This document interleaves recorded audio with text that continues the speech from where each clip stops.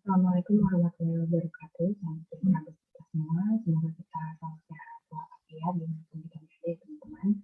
Nah, pada kesempatan kali ini, kami dari kelompok 8 ingin mempresentasikan terkait dengan materi kami, yakni perjanjian kerja. Nah, sebelum kami mempresentasikan materi kami, izinkan saya untuk memperkenalkan diri dan saya ya.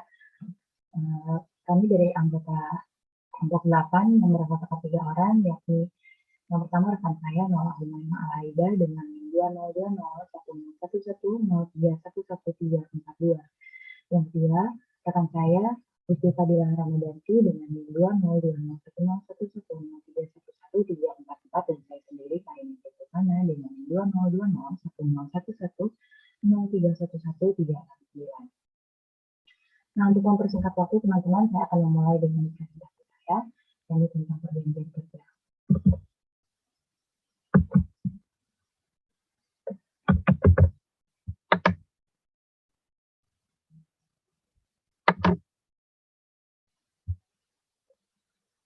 Nah, sebelum kita mengenal terkait dengan definisi perjanjian kerja, ya teman-teman, perlu kita ketahui terlebih dahulu apa itu perjanjian atau perikatan, ya teman-teman. Nah, perjanjian sendiri ini diatur dalam buku 3 Kitab Undang-Undang Hukum Perdata yang biasa disebut dengan KUH Perdata, ya teman-teman, tentang perikatan yang sifatnya itu terbuka, teman-teman. Nah, kata perikatan ini sendiri mempunyai arti yang lebih luas dari kata perjanjian, sebab kata perikatan tidak hanya mengandung pengertian hubungan hukum yang sama sekali tidak bersumber pada suatu perjanjian, yaitu perihal perikatan yang timbul dari undang-undang. Nah, menurut salah satu pakar ahli, yakni Subakti, definisi dari perikatan atau perjanjian itu sendiri yakni suatu perhubungan hukum antara dua orang atau dua pihak berdasarkan mana pihak yang satu berhak untuk menuntut suatu hal dari pihak lain dan yang satunya yang satu lain pihak itu berkewajiban untuk memenuhi tuntutan dari salah satu pihak tersebut, begitu teman-teman. Nah, hubungan antara perikatan dengan perjanjian ini dapat dirumuskan bahwa perjanjian merupakan sumber utama dari suatu perikatan, sehingga perikatan itu ada bila mana terdapat suatu perjanjian, teman-teman. Nah, dengan demikian antara perjanjian dengan perikatan ini terdapat hubungan sebab akibat, yaitu perjanjian sebagai sebab dan merupakan peristiwa hukum, sedangkan perikatan adalah sebagai akibat hukumnya, teman-teman. Nah, definisi dari perjanjian menurut Kitab Undang-Undang KUH Perdata yang diatur dalam pasal 1313, yakni suatu perjanjian ya adalah suatu perbuatan dengan mana satu orang atau lebih yang mengikatkan dirinya terhadap orang lain, ya teman-teman.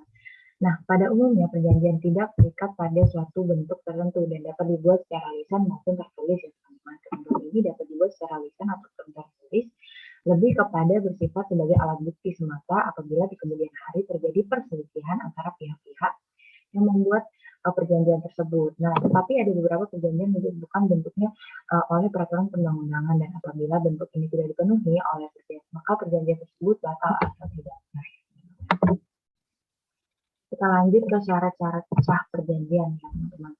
Nah, syarat-syarat perjanjian ini setelah kita mengetahui definisi dari perjanjian itu sebagaimana diterangkan yang sudah saya sebutkan tadi, maka hal pokok lain yang wajib diketahui agar sebuah perjanjian yang dibuat mempunyai kekuatan hukum yang mengikat pihak yang melakukan perjanjian itu adalah syarat sebuah perjanjian, begitu ya teman-teman. Apabila syarat perjanjian tidak dapat dipenuhi,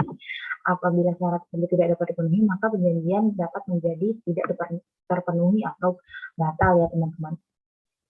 Nah, aturan mengenai syarat sahnya suatu perjanjian itu diatur dalam pasal 1320 Kitab Undang-Undang Hukum Perdata atau KUH Perdata yang berbunyi, yang pertama ada sepakat yang mereka mengikatkan diri, lalu yang kedua ada kesepakatan untuk membuat suatu perikatan, yang ketiga ada suatu hal tertentu, dan yang keempat ada suatu sebab yang halal.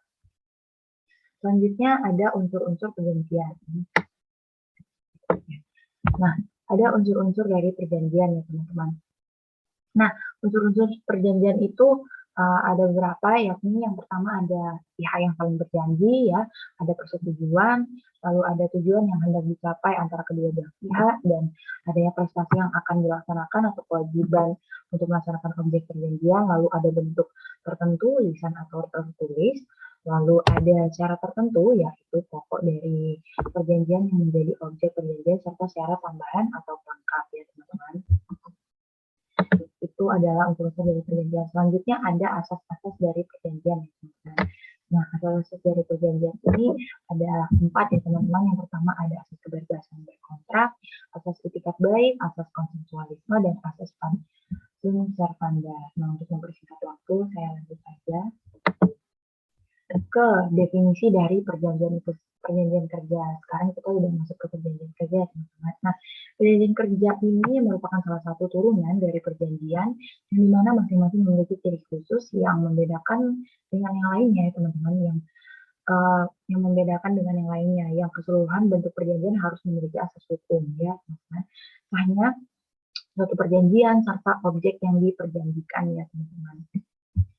Lalu dalam sebuah syarat berkontrak, masing-masing pihak itu harus memenuhi syarat antara hak dan kewajiban yang tercantum dalam asas kebebasan berkontrak yang sering kita kenal sebagai istilah idea of freedom of contract, yaitu seberapa jauh pihak-pihak dan dapat mengadakan perjanjian hubungan-hubungan apa yang terjadi antara mereka dalam perjanjian serta seberapa jauh hukum mengatur hubungan kedua belah pihak tersebut. Nah, definisi dari perjanjian kerja itu sendiri diatur pada bab 7 KUH Perdata terkait dengan persetujuan untuk melakukan pekerjaan. Yakni menurut pasal 1601A KUH Perdata yang dimaksud dengan perjanjian kerja itu adalah suatu perjanjian di mana pihak yang mana satu yang biasa kita sebut dengan buruh atau pekerja mengikatkan diri untuk bekerja pada pihak yang lain atau bisa disebut dengan majikan atau pemberi pekerjaan selama waktu tertentu dengan menerima upah, ya teman-teman. Nah, perjanjian kerja ini adalah perjanjian antara seorang pekerja atau buruh dengan pengusaha atau yang memberikan pekerjaan untuk melakukan pekerjaan dalam tenggang waktu tertentu, dan pekerja itu harus tunduk dan berada di bawah perintah pengusaha atau pemberi pekerjaan, dan sebagai imbalan kerja itu pekerja akan dibayar atas dalam bentuk upah gitu yang dibayarkan oleh pengusaha atau pemberi pekerjaan tersebut. Nah, selanjutnya ada definisi dari ketentuan dalam pasal 1 ayat 14 Undang-Undang Nomor 13 tahun 2003 tentang ketenagakerjaan, dan definisi dari situ perjanjian kerja merupakan suatu perjanjian antara pekerja atau buruh dengan pengusaha atau pemberi kerja yang membuat syarat-syarat hak kerja atau syarat-syarat kerja, hak dan kewajiban para pekerja, gitu ya teman-teman. Nah, untuk selanjutnya akan dilanjutkan oleh teman saya. Terima kasih. Baik, Assalamualaikum warahmatullahi wabarakatuh. Perkenalkan, nama saya Nula Humaimah Halibah, NIM 342. Di sini saya akan membahas unsur-unsur perjanjian kerja. Yang pertama, unsur utama yang terkandung berdasarkan Undang-Undang Nomor 13 tahun 2003 tentang ketenagakerjaan, yakni yang pertama perjanjian, yang kedua antara pekerja atau buruh dengan pengusaha atau pemberi kerja. Dan yang ketiga, memuat syarat-syarat kerja, hak dan kewajiban para pihak. Selain unsur-unsur di atas, ada pula 4 unsur lain yang harus dipenuhi dalam melakukan perjanjian kerja yang menimbulkan terjadinya hubungan hukum antara pengusaha atau pemberi kerja dan pekerja atau buruh. Nah, berikut adalah unsur-unsur hubungan kerja. Yang pertama, adanya unsur pekerjaan atau work, adanya unsur perintah atau command, adanya upah tertentu atau pay, dan yang terakhir adanya waktu. Lalu poin terakhir yang saya akan bahas adalah syarat sahnya perjanjian kerja. Yang pertama, adanya kesepakatan kedua belah pihak. Yang kedua, kemampuan atau kecakapan melakukan perbuatan hukum. Yang ketiga, adanya pekerjaan yang diperjanjikan. Dan yang terakhir adalah pekerjaan yang diperjanjikan tidak bertentangan dengan ketertiban umum, kesusilaan, dan peraturan perundang-undangan yang berlaku. Nah, berikut adalah beberapa poin-poin yang saya bahas, lalu selanjutnya akan dilanjutkan oleh rekan saya, yaitu Gusti Fadila. Terima kasih. Oke, bentuk perjanjian kerja. Dalam pasal 54 Undang-Undang Nomor 13 tahun 2003 tentang ketenagakerjaan menyebutkan bahwa perjanjian kerja yang dibuat secara tertulis sekurang-kurangnya membuat keterangan. Yang pertama, nama, alamat perusahaan dan jenis usaha. Yang kedua, nama, jenis kelamin, umur, dan alamat pekerjaan buruh. Yang ketiga, jabatan atau jenis pekerjaan. Yang keempat, tempat pekerjaan. Yang kelima, besarnya upah dan cara pembayarannya. Yang keenam, syarat-syarat kerja yang memuat hak dan kewajiban pengusaha dan pekerjaan atau buruh.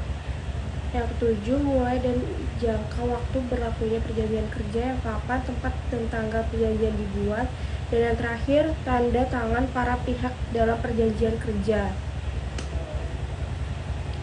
Jenis pekerjaan. Yang pertama, perjanjian kerja pada waktu tertentu. Yang kedua, perjanjian kerja waktu tidak tertentu. Yang ketiga, perjanjian kerja paruh waktu. Yang keempat, perjanjian kerja pemborongan pekerjaan. Perjanjian kerja menurut bentuknya. Yang pertama, lisan. Meskipun perjanjian kerja dibuat secara tidak tertulis, namun perjanjian kerja jenis ini tetap bisa mengikat pekerja dan pengusaha untuk melaksanakan isi perjanjian kerja tersebut. Yang kedua, tertulis. Perjanjian yang dituangkan dalam bentuk tulisan dan dipakai sebagai bukti tertulis apabila muncul perselisihan hubungan industrial yang memerlukan adanya bukti-bukti dan dapat dijadikan pegangan terutama bagi pekerja apabila ada beberapa kesepakatan yang tidak dilaksanakan oleh pengusaha yang merugikan pekerja.